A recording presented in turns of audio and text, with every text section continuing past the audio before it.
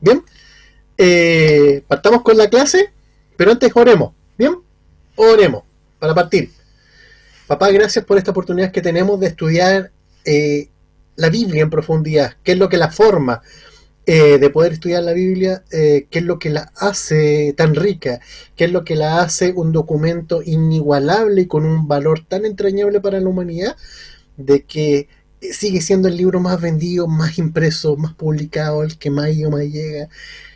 Señor, eso queremos aprender. Y si estamos aquí desarmándola granito a granito, es porque queremos entenderla en profundidad y queremos terminar de enamorarnos profundamente de la Biblia.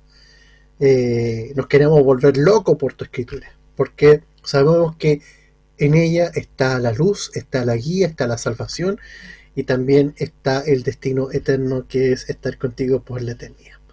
Gracias, papá, en el nombre de tu Hijo Jesús. Amén y amén. Bien, vamos a partir con la presentación. Déjenme compartir en la pantalla.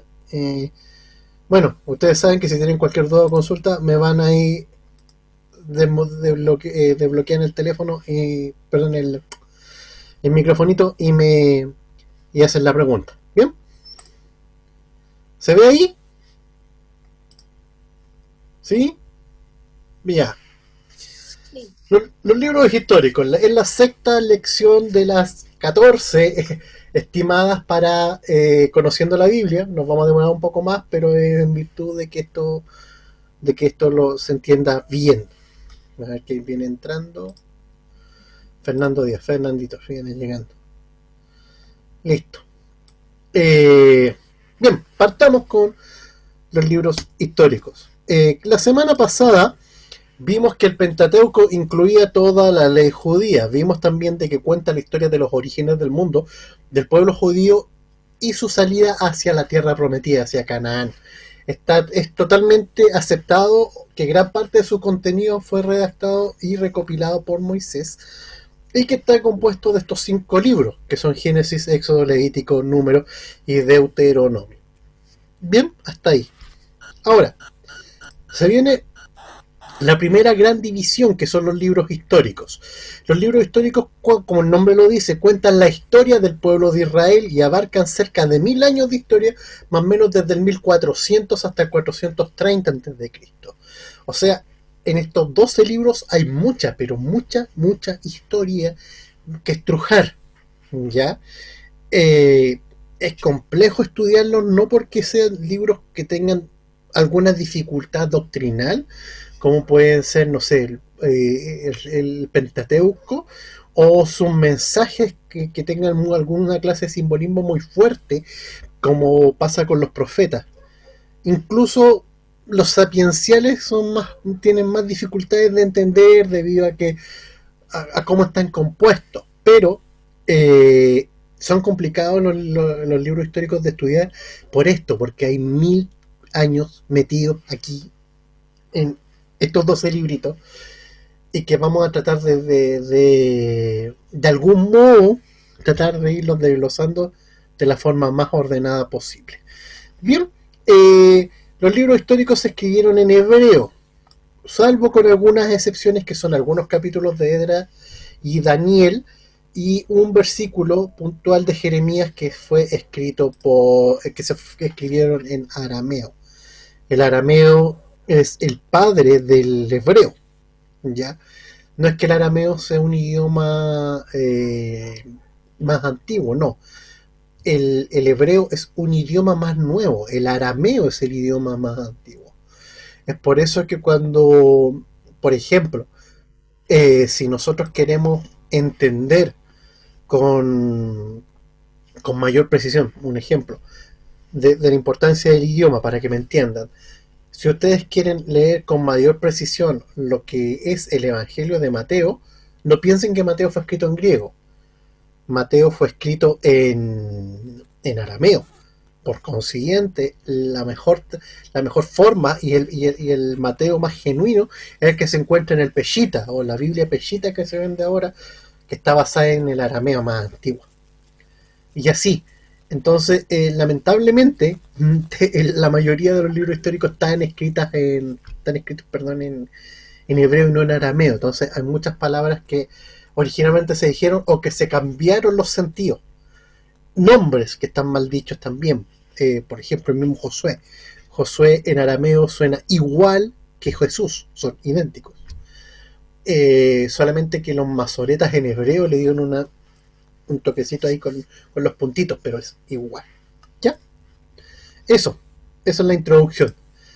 ¿Qué es lo que vamos a ver hoy día? Lo que es esta división de los libros históricos y los libros que lo componen. Bien, hoy día solamente vamos a llegar hasta Primeras de Reyes, ya por un asunto de tiempo. Porque si no, de verdad que la clase sería demasiado larga y ustedes se van a aburrir y nos vamos a terminar aburriendo. Bien, lo que es, los libros históricos están formados por un conjunto de 12 libros de historia muy ordenada, excepto las crónicas que son paralelas a Samuel, al conjunto 1-2 Samuel, 1-2 Reyes, que se los digo de inmediato. Tanto 1-2 Samuel y 1-2 Reyes son un solo libro grande. Es más, como lo aprendimos hace un rato, en el Tanaj están como Samuel un libro y Reyes otro. Crónicas es otro libro también que comprende historia en paralelo a esos 4 y es otra corriente. Ya lo vamos a entender en su momento cuando lleguemos al estudio de esos libros. Bien, estos contienen la historia del pueblo de Israel desde la conquista de Canaán hasta la reconstrucción de los muros de Jerusalén y el restablecimiento del culto por parte de Esdras. Los libros que lo componen son Josué, Jueces, Ruth, 1-2 Samuel, 1-2 Reyes, 1-2 Crónicas, Nehemías, Esdras y Esther. Bien, aquí entran también algunas definiciones. Por ejemplo, Lutero le cuesta meter a Esther, porque Esther, si ustedes analizan el contexto del libro, como que no pega ni junta con toda la otra historia ordenada que viene desde Josué hasta Esdras. No es tan... Es como, ¿qué pasa aquí? Ruth también como que no tiene mucho que ver, pero si uno lee bien la genealogía, Ruth es pariente directo de David, así que por consiguiente uno asume que en esa época se trató de ensalzar mucho la imagen de este gran rey, se escribió ese libro, entonces más o menos ya uno puede inferir cosas, pero Esther no tiene nada que ver, salvo que permite establecer una fiesta judía, es como su único aporte, por llamarlo así, para los teólogos más duros y para el mismo Lutero, pero sabemos que si está en la Biblia y que si estaba dentro del Tanaj, para nosotros vale. Bien, los autores, aquí sí que hay harto que cortar. Se piensa que los autores pudieron ser más de 70 personas, a diferencia del Pentateuco, que la gran mayoría fue de Moisés y alguien que pudo haber terminado Deuteronomio, sería, pero aquí no, aquí hay más de 70 personas interviniendo el libro. ¿Por qué? Porque sobre todo en los libros de crónicas son un compendio ordenado de todos los reyes. Por consiguiente, no pudo una sola persona estar escribiendo por cerca de no sé cuántos años un solo libro, sino que alguien iba, por ejemplo, ya terminaba una sección del libro, llegaba a otro y seguía escribiendo. Y así es lo que pudo haber pasado con la gran mayoría de estos libros. ¿Por qué? Porque estamos hablando de que solamente Josué cuenta un periodo de tiempo más acotado, pero Jueces habla de un enorme lapso de tiempo. Samuel también, y los libros de los reyes también hablan de mucho tiempo. Entonces aquí empiezan a aparecer muchos escritores. Algunos libros se presume que incluso fueron escritos directamente por las personas con las que se bautiza el libro, pero no necesariamente. Por ejemplo, Samuel, al menos su primera parte sí pudo haber sido escrita por él. O sea, convengamos de que Samuel fallece siendo Saúl ya rey. Por consiguiente, es imposible de que el libro que dice Samuel haya sido escrito por Samuel si ya había fallecido. Pero se mantuvo el nombre del libro. Y así. Lo mismo que pasa con Ruth. Ruth también tiene que ver eso. ¿Es por qué? Porque se ha malentendido que porque lleva el nombre es el autor. Y no, a veces se hacía como un homenaje. Es lo que también, y eso está en mucho de la cultura judía. Y es por eso que también se ha dicho de que algunos libros, por ejemplo, hebreos, y otros libros más de Juan y de Pedro fueron escritos por otras personas por el pensamiento por el pensamiento judío, y que se pusieron el nombre, era como muy común. Pero aquí más o menos hay algunos que pudieron haber sido escritos directamente por quienes, al menos por los que lo empezaron. La datación de los escritos tiene varias diferencias según el autor.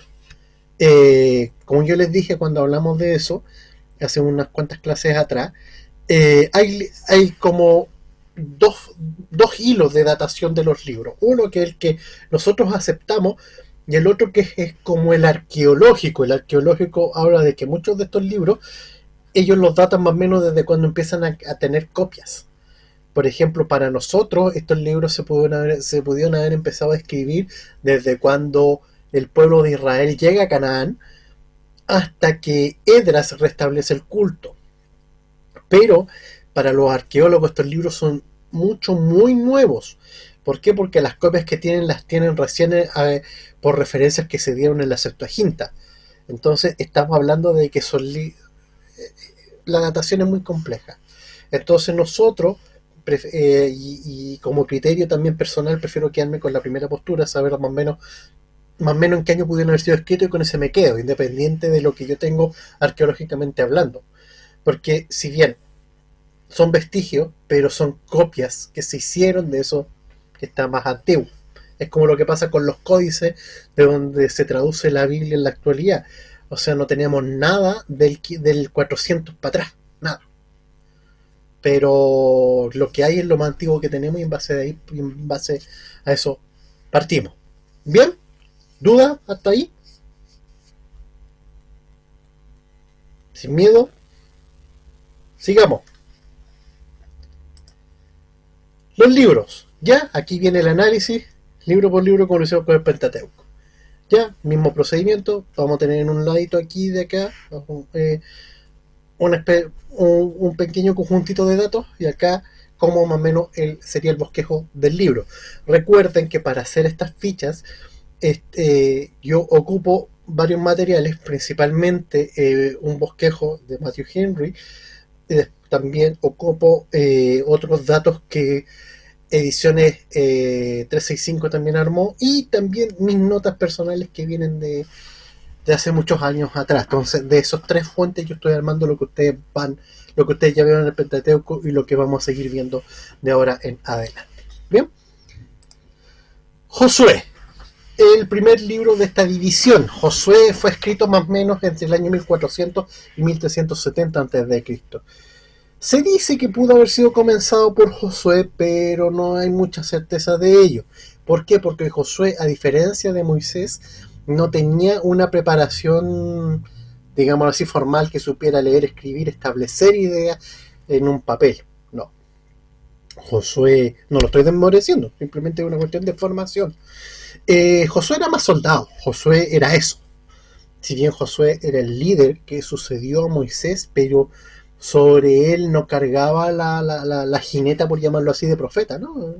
El tipo era el caudillo que tenía que terminar el plan de Dios sobre el pueblo de Israel.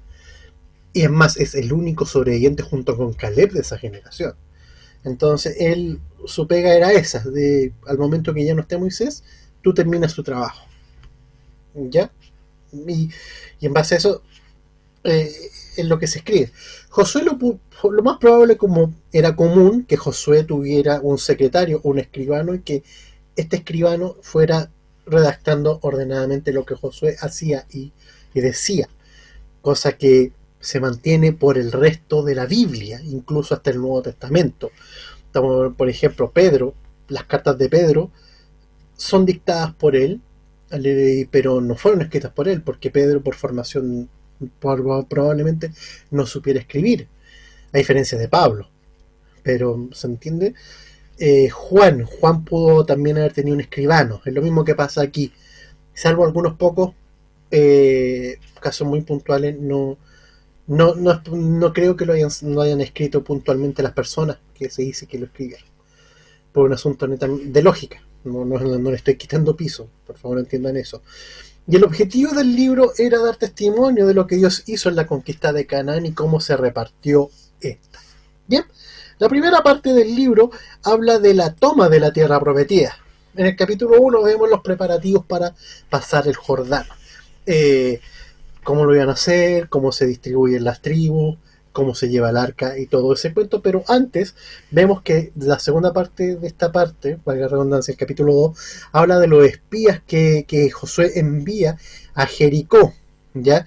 Es donde también ahí aparece ya Rajapai como uno de los primeros protagonistas y todo ese cuento. Después, entre los capítulos 3 y el primer versículo del 5, se habla del cruce del Jordán propiamente tal, que es una representación en pequeño de lo del Mar Rojo. Ustedes se dan cuenta de que apenas los tipos con el arca cruzan el Jordán, este se abre de par en par. Y es como lo mismo que pasó con el Mar Rojo. Después, cuando ya logran establecerse, cruzan el Jordán en Gilgal, ellos hacen un conjunto de ceremonias de agradecimiento y todo, y después viene la parte ya más espectacular de esta parte del libro, que es la conquista de Jericó, que se da entre los capítulos 5:13 y 6:27. Esa conquista de Jericó con todas las vueltas, ¿se acuerdan? Las vueltas a Jericó y los gritos, y ojo, Jericó tenía un sistema de fortificación súper fuerte para la época. Tenía doble muro. O sea, lo más probable es que los muros de ancho eran gigantes. Algunos han dicho que incluso podían tener de grosor los muros cerca de 3 metros de grosor, si no es que más. Un muro, una separación pequeña que adentro posiblemente hayan tenido fierros o algo, como para hacer daño en caso de que lo rompieran. Y otro muro, posiblemente aún más fortificado que el primero. Entonces, y esos dos muros caen. Y el pueblo de Israel entra. Y eso también dado única exclusivamente por Dios. Es algo que las leyes de la física dicen que como que no se puede romper un muro de esas características. Sí, el Señor lo rompe. Así que lo hizo. Los muros de Jericó cayeron. Jericó todavía existe, está en la Palestina.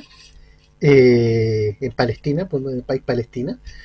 Y es una ciudad así llena de arena. La amiga palestina que tengo allá viviendo, Nadia, dice que Jericó, lo único que están interesados en Jericó son los cristianos, que le dan plata a Jericó. Jericó vive del turismo, y que ni Israel le interesa Jericó, así que por eso lo tienen los palestinos. Así que Jericó, es más, Jericó se dice que es la ciudad como tal, ciudad como tal, más antigua todavía de pie. Porque se dice que Babilonia, que, a ver, donde fue muchos historiadores dicen que el sitio donde estuvo la Torre de Babel es donde está Babilonia, donde estuvo Babilonia. Pero Babilonia estaba en ruinas, o sea, Babilonia, sus ruinas están en las afueras de Bagdad, en Irak. Pero están en ruinas y Saddam Hussein reconstruyó algo. Pero así como ciudad parada como tal, así que haya sobrevivido todos estos años, Jericó. Ahí está. Después de eso, viene la campaña desastrosa en Hai, que se cuenta en los versículos 7, 8, 29, cuando a este soldado le dicen destruye todo y no lo hace. Y se deja algo guardado del anatema y porque le pareció bonito y lo guarda y deja la escoba. Después tuvieron que reconfirmar el pacto en Siquem. Eso lo leemos en el capítulo 8, versículos 30 al 35. Después en el capítulo 9 vemos cómo el pueblo de Israel hace un pacto con los de Gabaón. Y ya de ahí con eso se empieza a ramificar esta campaña militar, que la idea era tomar toda la tierra prometida, primero por el sur, en lo que viene siendo parte de, bueno, lo que viene siendo el sur de Israel, Belén, Jerusalén y todas esas ciudades que están al sur. Y después en el capítulo 11 se lee la campaña del norte, ya con las ciudades más allá, donde en la actualidad está también Nazaret y todo ese cuento. Y ya en el capítulo 12 se hace un resumen ordenado de lo que pasó en las conquistas. La segunda parte del libro tiene que ver ya con la posesión de la tierra prometida. El capítulo 13, versículos 1 al 7, da cuenta de todas las tierras que faltaban por poseer. Y después del 13 al 8 y hasta el capítulo 19 se da, más o menos de la forma como ellos lo entendían, la distribución de la tierra. De cuál fue el criterio para darle a Manasés ese tremendo trozo y por qué Benjamín es una islita casi dentro de Judá. Y todo eso está ahí. También se identifica en las ciudades de refugio. La particularidad de estas ciudades era que, por ejemplo, si alguien había cometido un delito por defensa propia y todo ese cuento, para que la ley no cayera sobre él, se podía refugiar en esas ciudades. Para eso servía, por eso se llamaban ciudades de refugio, y estableciendo su tiempo podía volver a salir de ahí. También las ciudades levíticas. ¿Por qué? Porque ustedes saben de que si bien los levitas no tenían heredad en tierra, tenían ciertas ciudades donde los sacerdotes podían ir a vivir. No todos los sacerdotes iban a estar ahí en esa época en decirlo todo el tiempo ahí. No, tenían que ir a sus casas. Y también cómo se estableció un altar, en el capítulo 22 vemos cómo se establece un altar al oriente del río Jordán, como testimonio. Después vemos las dos despedidas de Josué. La primera está en el capítulo 23, cuando Josué se despide de todos los líderes de Israel. Les da sus instrucciones. Después en el capítulo 24, los primeros 15 versículos, es como Josué se despide del pueblo de Israel. Y que de nuevo se hace una renovación del pacto en Siquem, que ahí también está en el capítulo 24, pero entre los versículos 16 al 28, para ir ya cerrando todo esto con la muerte de Josué en el capítulo 24, versículos 29 al 33. O sea, el libro de Josué tiene harta historia y de historia de la buena. Tiene mucho. Repartición de la tierra, es cómo se estableció el pueblo, es cómo se ordenó, es cómo empezó a vivir, es cómo empezó a forjar su identidad de pueblo. Si bien recién vino a tener una estructura de Estado con Saúl un poco, pero ya definitivamente con David, ya aquí se establecen ciertas formas de vivir del pueblo dentro de lo que el Señor les dio como tierra prometida. Bien, después de eso tenemos el libro de Jueces. Los jueces fueron personas enviadas directamente por el Señor para salvar al pueblo o para juzgarlo en determinadas ocasiones. Como bien les estaba mencionando, el pueblo de Israel no tuvo un líder durante ese tiempo. Ellos se conducían más o menos con el sacerdote que tenían en su ciudad y todo eso. Vivían así, una sociedad teocrática, pero no tenía una cabecilla, ¿no? Sino que cada cierto tiempo aparecía un enviado por Dios, un juez, y era utilizado por Dios para el cometido puntual de la época, y después ya dejaba su función. Este libro más o menos se escribió cerca del año 1000 a.C. y recopila 500 años de historia. O sea, varias personas lo pudieron haber escrito. Aunque se dice que algunos trozos de este libro fueron recopilados por Samuel, pero los escritores son totalmente desconocidos. Y el objetivo de este libro era recordar la desobediencia de los ancestros y cómo Dios los salvó a pesar de todo. Es por eso que se habla de un Samuel recopilador de este libro. ¿Por qué? Porque Samuel fue el último juez de Israel. Y él tenía que, y la función de él también como sacerdote era de documentar cosas para poder enseñar al pueblo. Bien, la primera parte es la introducción. Primero mirando al pasado, que son el capítulo 1 y los primeros 10 versículos del capítulo 2. Y después mirando al futuro, que tiene que ver que parte en el capítulo 2, verso 11, hasta el 3.6. Es más o menos una mirada de lo que venía siendo, de lo que fue Israel y de lo que estaba pasando, lo que iba a pasar más adelante. Y es aquí donde ya empiezan a aparecer los distintos jueces con historias unas tras otras, y con distintos jueces, como así, siguiendo órdenes solamente, órdenes cronológicos. El primer juez que se menciona en el libro de jueces es Otoniel, que ocupa del capítulo 3, versículos 7 al 11 con su obra. Después viene el juez Ahod, que es que ahí Dios lo nombra entre capítulo 3, del 12 al 30. Sangar, que aparece solamente en un versículo, el 31 del capítulo 3. Y después aparece Débora y Barak, que su historia se cuenta en el capítulo 4 y 5. Gedeón es uno de los que tiene más capítulos, digamos así, dentro de jueces. Gedeón, su historia parte en el capítulo 6 y termina en el 8:32.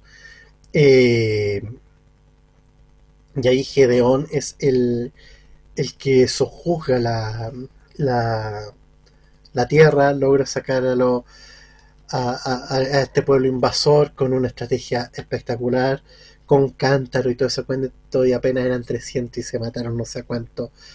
Y Gedeón incluso le cambiaron hasta el nombre por todo lo que hizo, un nombre bueno. Bastante entretenida la historia. A mí desde chico me llamó la atención Gedeón, incluso su nombre inspiró a un grupo de personas en Estados Unidos a regalar Biblia y Nuevo Testamento, que muchos tenemos un Nuevo Testamento que de los Gedeones, es por eso. Y esto es porque, y este cantarito era porque Gedeón ocupó cántaros durante la noche como estrategia para pensar de que era mucha más gente la que venía a atacar a los invasores. Eh, Después viene Abimelech, que quiso hacerse rey, eso lo podemos leer en el 8:33 al 9.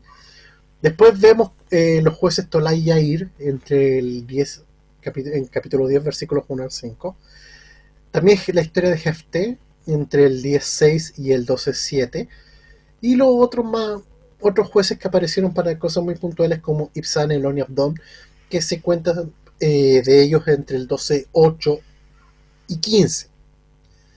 Y después viene Sansón, uno de los jueces de Israel, pero no era muy santo Sansón, que digamos. Y su historia se cuenta entre el capítulo 13 y el 16. Su afición a las mujeres lo llevó a que Dalila le cortara el pelo, perdiera su fuerza, fuera esclavo por un tiempo y entretención, y ya ciego y todo cumple su objetivo, a pesar de que muere en ello. Es una historia que, si bien uno para enseñarle a los niños la disfraza muy bonito, pero es fuerte. Habla de su desobediencia, habla de alguien que no valora el llamado que Dios le da. Entonces es bien interesante estos capítulos dedicados a Sansón.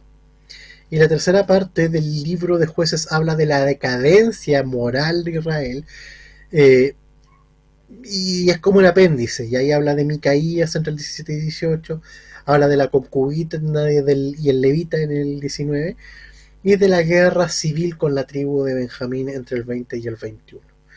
Ya, si es que ustedes se fijan, ya estaba la escoba con el pueblo de Israel en esta época. Bien, por eso es un libro bastante interesante, si bien no tiene un protagonista, tiene varios protagonistas, pero aquí hay un montón de historia que nos sirve para enfocar muchas cosas que van a pasar más adelante. Bien, y antes de entrar a Samuel, tenemos un libro muy tierno, muy lindo, el libro de Ruth, un libro muy cortito, y que se escribió en el intervalo del 1011 y el 971 a.C. También se le atribuye a Samuel, pero no hay pruebas concluyentes, por consiguiente se deja como desconocido el autor. Y el objetivo era dar una visión de fe, piedad y nobleza en medio de una época de total desesperanza, que era la decadencia que yo le hablé, y también la época dura que estaba pasando el pueblo de Israel con las cosas que estaba haciendo Saúl. Aquí en la primera parte del libro se cuentan los años en Moab de Noemí, entre el capítulo 1 y el verso 1 al 5, el retorno a Belén con su nuera Ruth entre los versículos 6 y 22 del primer capítulo, y después como ya Noemí manda a trabajar a Ruth al campo de Boz. Se cuenta lo que pasó ahí en el capítulo 2. El redentor de Ruth en el capítulo 3 también aparece, y cuando Boz redime a esta pariente llamada Ruth, que como que asume sus deudas y su responsabilidad legal sobre ella. En, eso lo podemos ver en el capítulo 4 versículos 1 al 12. Y cómo termina casándose con ella. Y también la genealogía que llega hasta bien cercano a David, que está contada entre los capítulos 4, en el capítulo 4 del verso 13 al 22. Y un libro así como bien esperanzador y muy lindo. O sea, hay muchas lecciones, sobre todo esa frase que dice: tu Dios será mi Dios y tu pueblo será mi pueblo. Esa frase de Ruth a Noemí es como muy fuerte. Es como que ella deja su vida atrás y prefiere seguirla a ella. O sea, deja todo por tener otra familia. Moab tenía otras leyes. No, ella prefirió seguir como judía y seguir con esto y incluirse en esta forma tan estructuradita de los judíos que tenían para vivir. Bien, es un libro muy lindo, cortito y de verdad que es lindo el libro, muy lindo. Y ahí hablamos de redención, ¿eh? Ya empezamos a ocupar el término ya puntualmente acá. Y aquí ya volvemos a la historia bonita y fuerte que es Samuel. Tiene una fecha incierta de escritura, pero sí se sabe que fue antes de la muerte de David. El autor es totalmente desconocido, que si quien toma el nombre de Samuel, pero pudo haber sido hasta los profetas La Natán. ¿Qué pasó? fecha de Dígame. incierta, pero sí se sabe que fue antes de la muerte de David. Sí, Samuel. eso. Te le activó el micrófono, hermano Félix. El objetivo. Ah, dígame. No, hermano. Ah, ya. El objetivo de esto era registrar la historia de la transición del último juez y el primer profeta de oficio, así como tal, oficio profético, que fue Samuel, y bueno, ya está en la muerte de Saúl. Bien, eso está contado más o menos en este bloque 1 y 2 Samuel. La primera parte del libro de Samuel habla del ministerio de Samuel como tal, su nacimiento y niñez, que se encuentra en el capítulo 1 con todo lo que sufre Ana y todo ese cuento. Después, cuando Dios hace el milagro y la canción de Ana de agradecimiento, que se cuenta en el capítulo 2, versículos 1 al 10. Bueno, y lo que pasó con Elí, el sacerdote Elí, que tenía un hijo súper malvado, que está contado entre los versículos 11 y 36 del capítulo 2. Cuando... ¿Ah? ¿Cómo, perdón? Voy muy rápido. Ah, voy muy rápido. Voy muy rápido. Que estoy tratando de avanzar por la hora, sorry. Bueno, voy más lento. Ministerio de Samuel. En el capítulo 1 hablamos de su nacimiento y su niñez, de cómo Ana lo pide, bien sufría, bien llorado, y el Señor le contesta, y cómo ella también lo dedica. La canción de Ana, que es una canción de agradecimiento muy linda, si ustedes lo analizan, es como... Bueno, para uno que le pasaron estas cosas no entiende lo que quiere decir Ana ahí en el capítulo 2, versículos 1 al 10. En el 3 vemos cómo Elí y sus hijos los describe.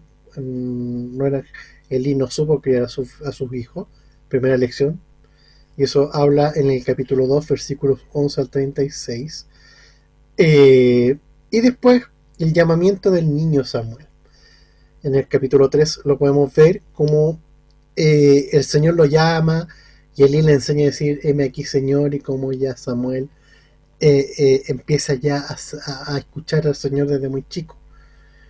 En la quinta parte, perdón, quinta división de la primera parte del libro de Samuel, en los capítulos 4 y 7 hablamos del arca, ¿ya? Y de lo que pasó cuando se la robaron.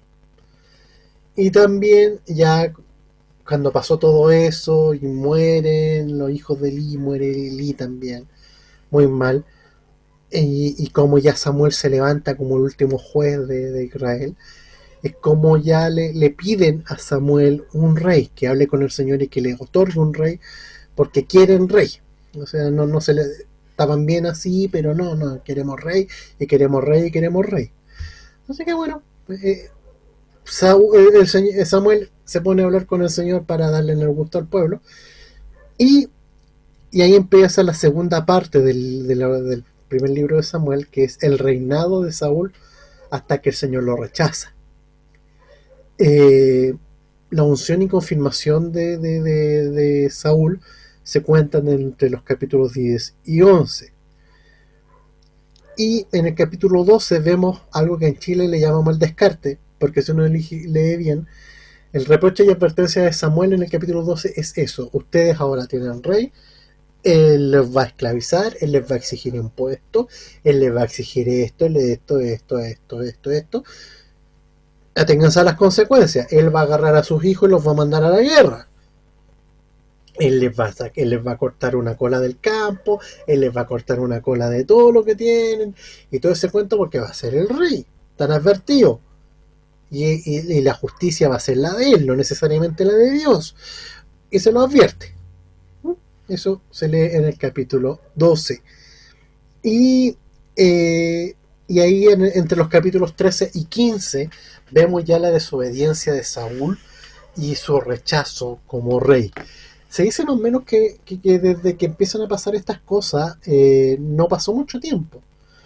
Estamos hablando de que pueden haber sido unos cuantos años, 5, 10 a lo sumo, que pasó esto desde que Saúl es ungido rey y que Dios lo rechaza.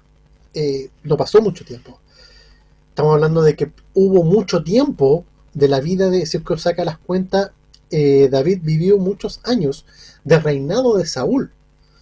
Si que uno analiza, David fue rey como a los 30 años. Y eso por las tribus del norte. Perdón, de Judá. Las tribus de Judá, y después lo reconocen los del norte. Y gobernó 7 años. Significa de que desde que gobierna, entonces más o menos hay muchos años. Y estamos hablando de que David, cuando empieza a aparecer en la historia, habrá tenido unos 14, 15 años. Entonces saquen la cuenta. Todos los años que vivió Saúl como un rey rechazado y sin el favor de Dios. Bueno, muchos años. Entonces imagínense, el tipo está totalmente aterosclerótico, enfermo de la cabeza, porque Dios no lo pesca ni en paja. La tercera parte del primer libro de Samuel contiene los hechos de David.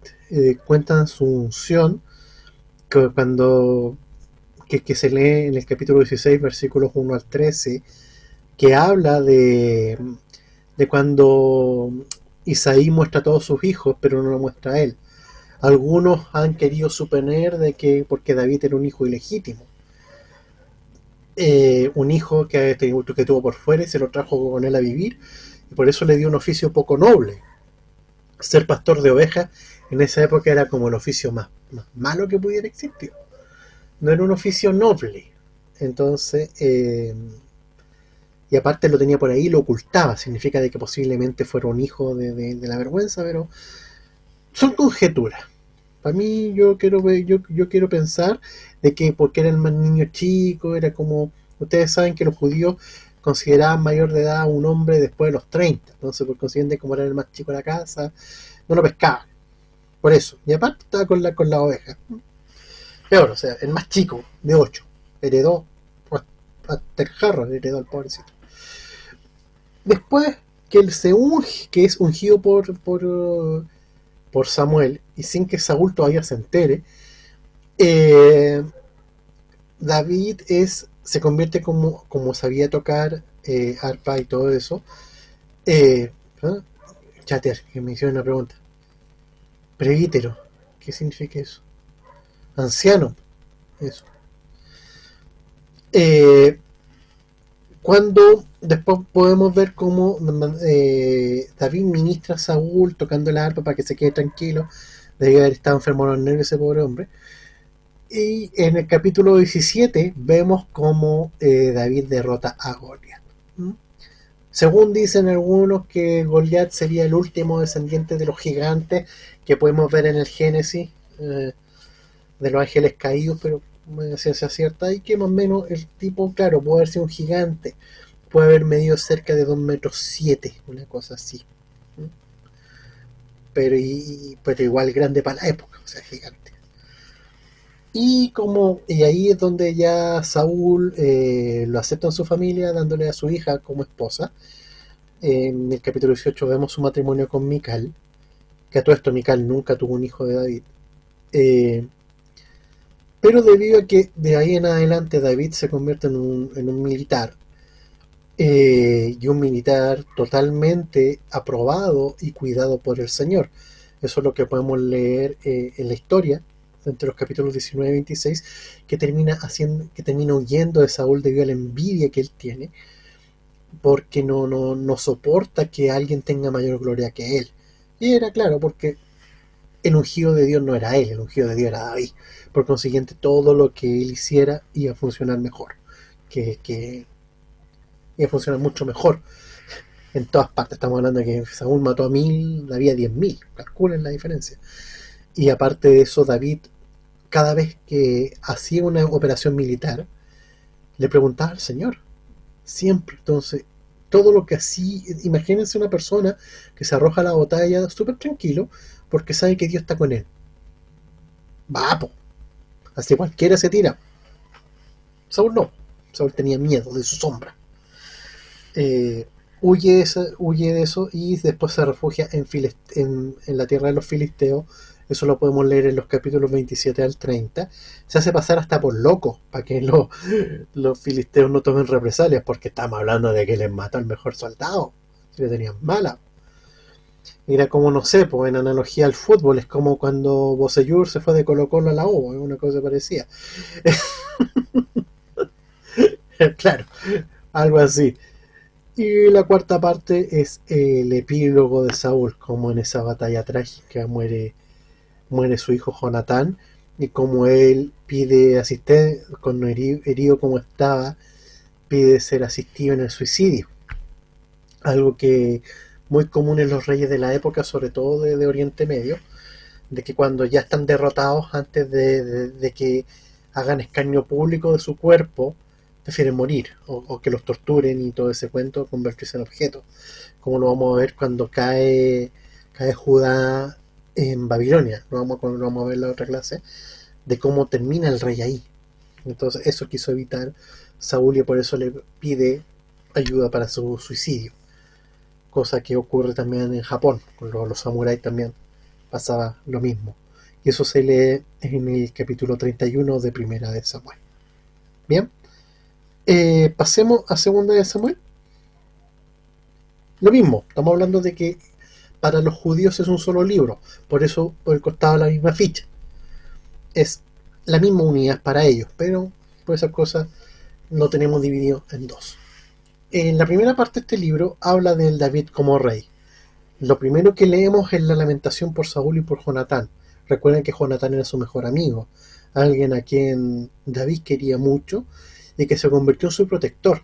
Jonatán lo cuidó, le dio armadura, lo quiso como un hermano.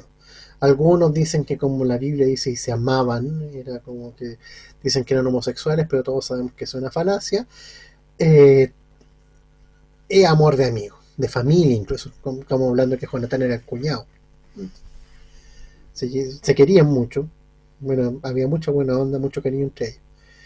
Y en el capítulo 2, versículos 1 al 7, vemos la coronación de David como rey de Judá y de Benjamín. Mientras que en el norte, Isboset, hijo de Jonatán, se convierte en rey. Y eso trae conflicto con la casa de Saúl. El reino se divide, norte siguen a Isboset, Judá y Benjamín reconocen en Hebrón, que establece su capital en Hebrón. David se convierte en el rey de este sector de la tierra de Israel. Y esos conflictos se leen entre el capítulo 2, versículo 8 al capítulo 4. Ya después que muere Isboset y que se muere toda la casa de Saúl, en contra de los deseos de David, incluso, porque Isboset muere asesinado de mala forma, y a David no le gusta la idea. Si David no quería destruir a la casa de Saúl, nunca fue su intención. David respetó la vida de Saúl siempre. Recuerden que David tuvo varias instancias para matar a Saúl y no lo hizo. ¿Por qué? Porque él reconocía que a pesar de que Dios le hubiera quitado su apoyo, Dios lo ungió. Entonces no pudo, nunca se atrevió a hacerle daño, y eso que pudo hacerlo, ¿no? Nunca lo hizo. Y después que ya no hay más de la dinastía de Saúl, las demás tribus reconocen a Israel, a David como rey de todo Israel, y eso lo podemos leer en el capítulo 5. Es ahí donde David conquista la tierra de los Jebuseos, donde está ahora Jerusalén, establece en la fortaleza que había, construye una pequeña ciudad, la ciudad de David, y se establece ahí como su cuartel general, donde comienza a reinar, y por consiguiente se convierte en la capital del pueblo, del reino de Israel.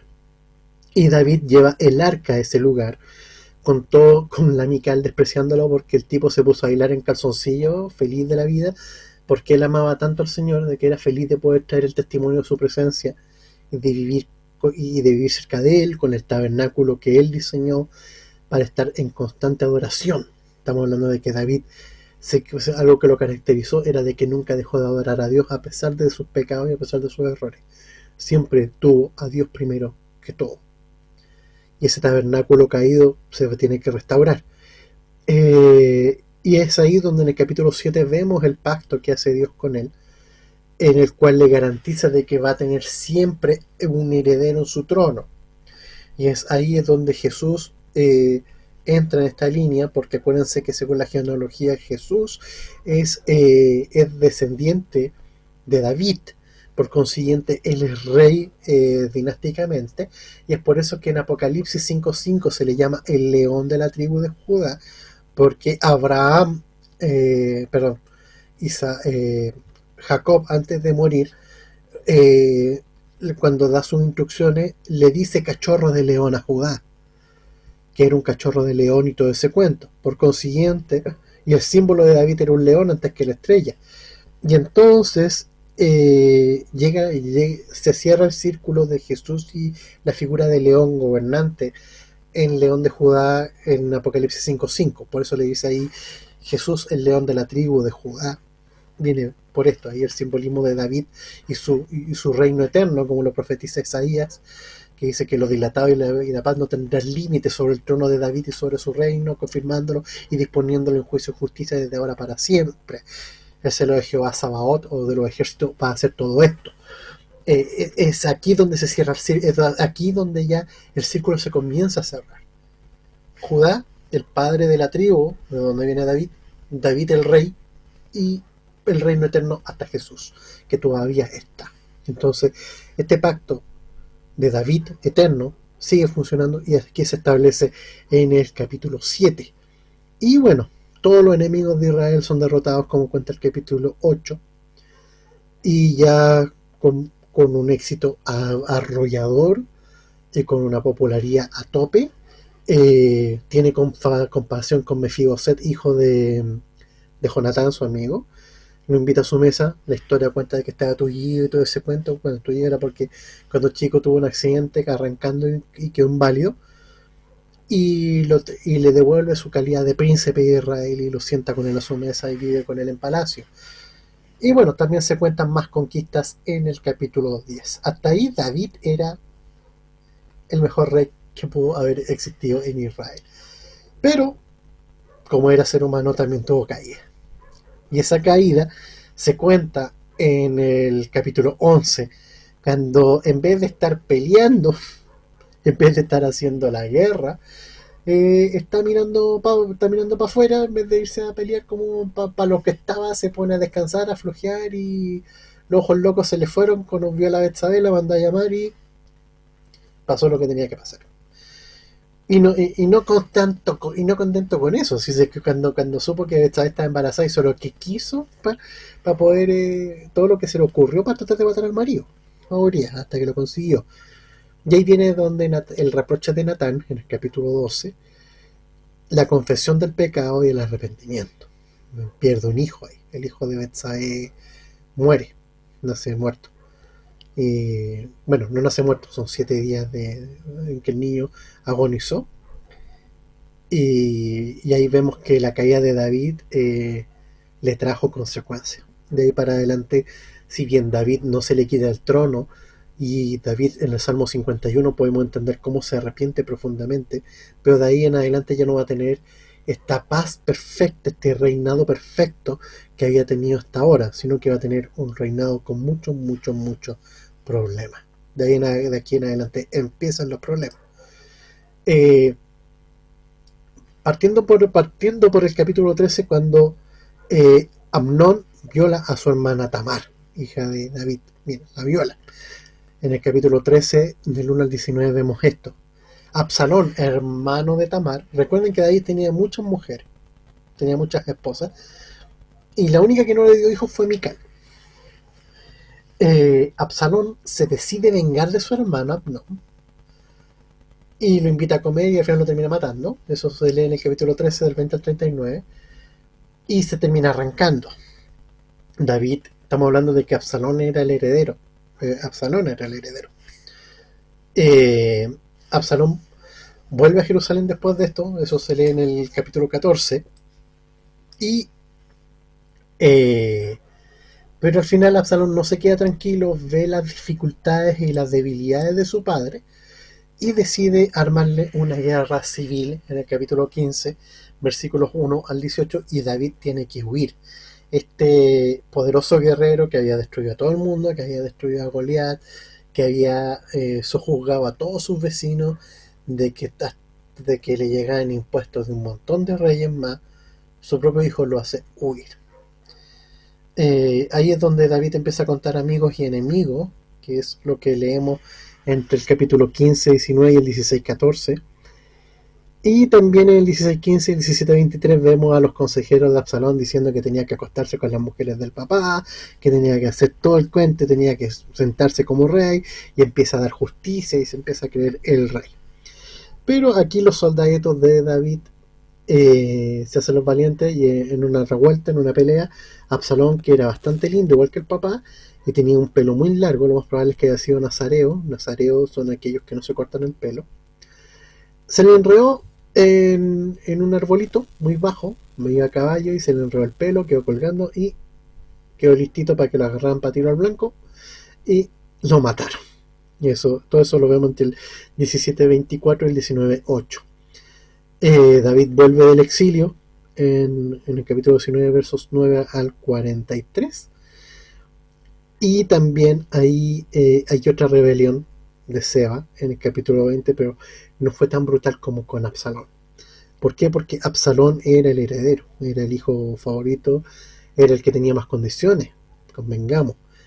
Se dice que incluso era muy igual físicamente a David, pero por esas cosas de la vida, por defender a su hermana empezó también sus desdichas. David no tuvo un reinado feliz después de su error con Betsabé. Y el libro este libro, y aquí es donde se dice que cambió de manos de escritor, porque no sigue con la vida de David, sino que sigue con un apéndice que habla del hambre en el capítulo 21, y es de un salmo de gratitud escrito por David dando gracias porque Dios salva al pueblo del hambre. En el capítulo 22, los valientes de David, que eran como su grupo armado, sus boinas negras, sus Coran, sus espartanos, que están identificados en el capítulo 23, y el censo de David y las consecuencias que le trajo eso. Dios le dijo que no censara el pueblo, y el mal lo hace para saber cuántos soldados podía tener y haciéndose el bacán. Dios de nuevo le dio duro en el capítulo 24. Eso es los dos libros de Samuel, que técnicamente son una unidad. Bien, y con esto ya vamos a ir terminando con Primera de Reyes. La fecha de Primera de Reyes es bastante incierta. Se dice que pudo haberse escrito por el 586 a.C., bastante lejos de la época. El autor de este libro es desconocido, pero se sugieren varios, y entre ellos está Jeremías. ¿Por qué? Porque Primera de Reyes tiene una visión más teológica que los otros libros, tanto de Samuel como de las crónicas. Aquí hay teología, aquí hay pecados, aquí hay lecciones, aquí hay vidas de profetas, aquí hay ministerio. Y el objetivo era registrar el auge y caída del sistema monárquico. Estamos hablando de que, si es que lo escribió Jeremías, claro, Jeremías vio caer la monarquía de Judá y destruirse para siempre. Porque cuando Herodes fue rey, venía de la dinastía de los ammoneos, y eso Es una cuestión totalmente inventada, pero así como de monarquía como tal, se acabó ahí. La primera parte de Primera de Reyes habla de los últimos días de David, ya cuando está viejito, y cuando Adonías, otro de sus hijos, le intenta usurpar el trono. En el capítulo 1, versículos de 9 al 38, y es ahí donde Betsabé hace su jugada maestra y hace que Salomón herede el reino de su padre, que se lee en el capítulo 1 del 39 al 53. Y ahí después hay un discurso, un encargo final de David a Salomón, donde le dice de frentón que se encargue de harta gente. Si uno lo lee, suena como Vito Corleone dándole instrucciones a Mike Corleone. Como bien, antes yo a esta persona le perdoné la vida, pero ahora que ya no voy a estar yo, dale, encárgate de él. Así, en esa vara. Así. Léanlo y se van a dar cuenta. Es como escuchar a Vito Corleone dándole instrucciones a Mike Corleone. Los que han visto El Padrino se van a dar cuenta de eso. Perdón, tengo un poquito de sed. Y la segunda parte ya habla del reinado de Salomón y de todo el esplendor. Salomón, cuando es ungido rey y David muere, terminan con toda la oposición que le quedaba en el capítulo 2, versículos 12 al 46. El capítulo 3 habla de la sabiduría de Salomón, habla de las cosas que hizo, cuando iban a partir la guagua y todo ese cuento. Los administradores que puso Salomón para su reino se hablan en el capítulo 4, versículos 1 al 19. ¿Por qué? Porque el reino de Salomón llegó a unos límites muy grandes. Llegó a expandirse más de lo que lo expandió David. Y esas son las fronteras que quiere tener el Estado de Israel en la actualidad. El Estado de Israel ahora quiere tener las mismas fronteras que estaban con Salomón. O sea, llegando hasta el Éufrates como frontera norte, y en el sur ya llegando a Sinaí. Así, todo eso. Y ahí es donde entra la pelea con los libaneses, ahí entra la pelea con los jordanos y por consiguiente con los palestinos. El esplendor de Salomón se cuenta en los versículos 20 y 34 del capítulo 4.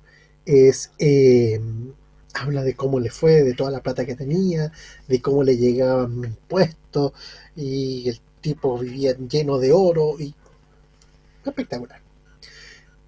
Y también habla del templo, el templo que David quería construirle al Señor, pero que no lo puede construir porque el Señor le dijo que no lo iba a construir porque tenía mucha sangre en sus manos, pero que lo iba a construir Salomón. Eso, o sea, el templo de Salomón en sí, cómo se construye todo eso, se cuenta en los capítulos 5 al 7.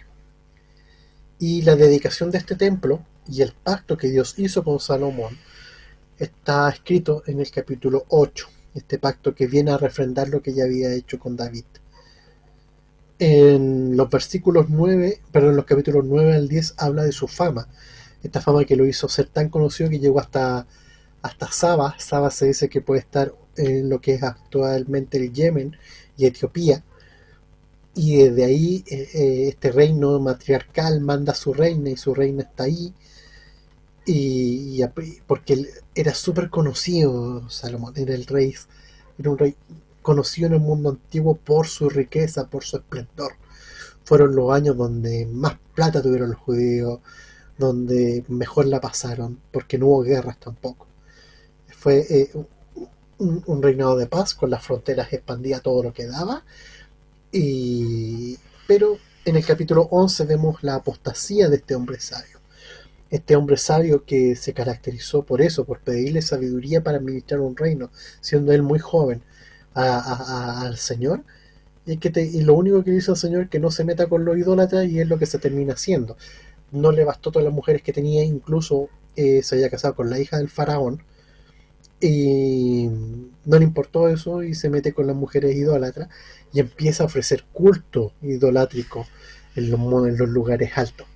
Entonces esta apostasía ya hizo que el reino empezara a tambalear, y muere en el capítulo 11, convertido en una persona que rechazó vivir conforme a lo que Dios quería y se convirtió en un idólatra más. O sea, el rey más sabio termina muriendo como el tonto. ¿Mm? Y de ahí ya el reino se divide. El reino se divide en muchos reyes. Eh, Partimos con Roboam. Roboam es hijo de Salomón. Y el reino de Judá se divide porque Roboam, en vez de hacerle caso a los consejeros más viejitos de Salomón, decide hacerle caso a sus amigos jóvenes y eso dividió el reino. Jeroboam, con, incluso con ayuda de Dios, divide el reino. Roboam se cuenta en parte de sus hechos entre el capítulo 12, del 1 al 24, y Roboam establece es la capital en Samaria, en el norte, en el 12:25 y el 14:20. Y ahí se divide de frentón el reino, con 10 tribus en el norte y 2 tribus en el sur, que son Benjamín y Judá, y se hacen llamar el reino de Judá. Y Roboam, la historia de Roboam continúa en el capítulo 14, del 21 al 31. De ahí viene una larga lista de reyes. Para írselo resumiendo, todos los reyes de Israel fueron malos ante los ojos de Dios. De Judá, algunos buenos, la gran mayoría malos. Entonces, viene una larga lista de reyes, y queda con el reino totalmente dividido. Habían de Judá, sus hechos se cuentan en el capítulo 15, versículos 1 al 8. Después viene Asa de Judá, del 15, del 9 al 24. Después se cuentan los hechos de Nadab de Israel, que están entre el 15:15 y el 27. Baasa de Israel, sus hechos se cuentan desde el capítulo 15 al 28 hasta el capítulo 16:7. Elá de Israel, sucesor de Baasa, sus hechos se cuentan en el capítulo 16, versículos 8 al 14. Simri de Israel, lo mismo, desde el 15 al 20. Timni de Israel, del 21 al 22. Omri, del 23 al 28. Y aquí ya aparece alguien importante para nosotros: Elías. Durante el reinado de Acab en Israel aparece Elías, y un montón de hechos de Elías se cuentan aquí. Los hechos de cuando hace llover, los sacerdotes de Baal y todo eso está contado entre el 16:29 y el 22:40. Entre el 22:41 y 50 se leen los hechos de Josafat de Judá, y del 22:51 al 53 se cuentan los hechos de Ocosías de Israel. Continuará. Hemos terminado con Primera de Reyes. Ya en Segunda de Reyes vienen ya los hechos de Eliseo y esas cosas, pero de verdad que igual avanzamos harto. Empezamos la clase así de frentón, partimos la clase a las 8:15 y son las 21:15. Disculpen si les di la lata, pero esta parte de los libros son complicadas porque son muchos reyes. O sea, estamos hablando de que son muchos años de historia. Les dije que íbamos a meter 1000 años de historia aquí dentro. Así que si en algunas partes nos pusimos fome o me traté de apurar, es porque sé que hoy día tienen conexión, así que también estoy complicado de que no les vaya a quitar su tiempo. Y eso. ¿Alguna duda hasta aquí? ¿Alguna manifestación de repudio? ¿Alguna acusación de herejía? ¿No? Bien. No sé por qué Fernando me pone presbítero aquí. ¿Tan viejo soy, Fernando? Presbítero es anciano en griego, po. Gracias por tratarme de viejo. Eso. Oremos para irnos despidiendo. La próxima semana continuamos con la lección 6.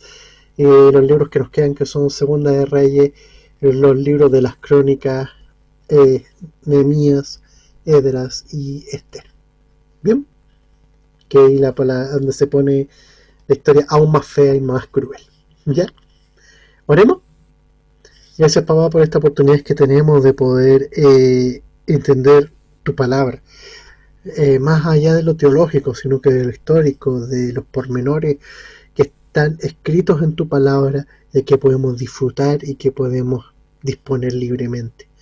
No como en otros países como China, que es como súper ilógico que China imprima Biblias y las exporte al mundo, pero que su gente no la pueda leer.